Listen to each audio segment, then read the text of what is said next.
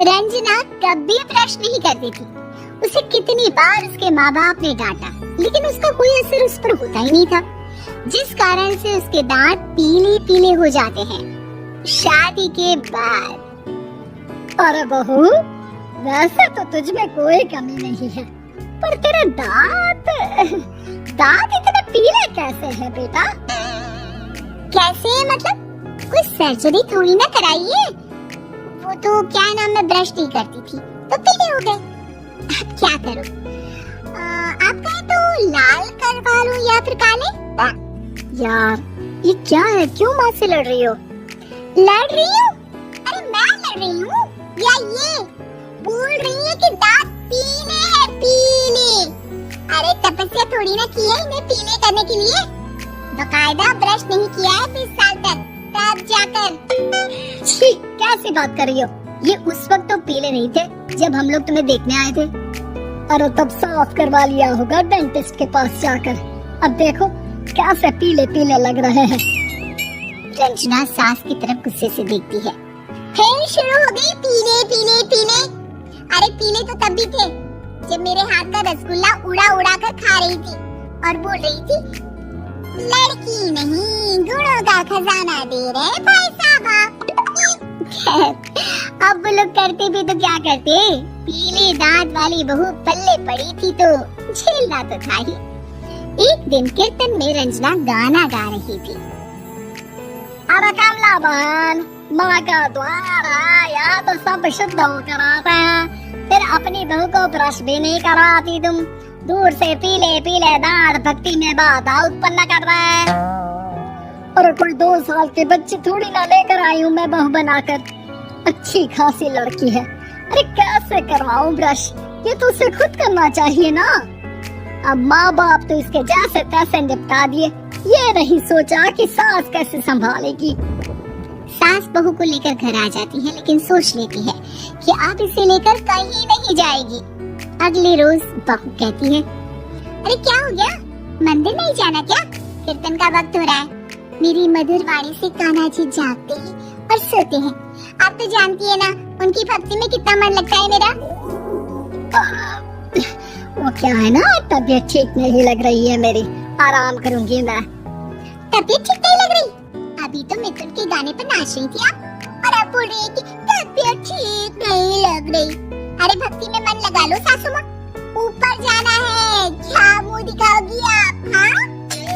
सास को बहू की बात पर गुस्सा आ जाता है। मैं क्या मुंह दिखाऊंगी, इसकी चिंता तो ना कर, समझी? अपने मुंह की चिंता कर, जो ये पीले पीले दांत लेकर हर जगह पहुंच जाती है। पता है लोग कितना मजाक बनाते हैं। ना जी ना, मैं नहीं जाना कहीं तेरे साथ। तो ये बात है, कोई ना, मत जाओ, मैं अपने कमरे में ही बैठकर भक्ति कर लूंगी। ऊपर वाला दांत थोड़ी ना देखता है, मन देखता है, भावना देखता है।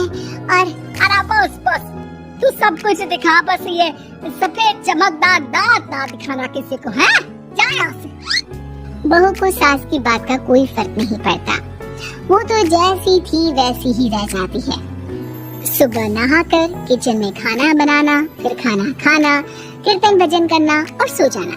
एक दिन, माँ जी मैं सहेली के घर जा रही हूँ, शाम को लेट आऊंगी। हाँ तो जाना, मैंने कौन सा तेरी आरती करनी है घर पर बैठकर। रंजना सहेली के घर जाती है, जहाँ वो पार्टी में जाने की तैयारी कर रही होती है। अरे शिखा, कहाँ जाने की तैयारी कर रही है? मैं गलत वक्त पर आ गई क्या? अरे नहीं यार, उल्टा सही वक्त पर आई है। मैंने ये साड़ी और ज्वेलरी निकाली है यार, शाम को इनके ऑफिस की एक पार्टी में जाना है। बताना कैसा लग रहा है ये सब? नहीं यार, इस ड्रेस के साथ तो वो वाली ज्वेलरी अच्छी लगेगी। हाँ सही बोल रही है, मैंने ध्यान ही नहीं दिया। वैसे तो हमेशा से मस्त फैशन सेंस रखती है, तो बड़ा जाती होगी ना पति के साथ पार्टी में।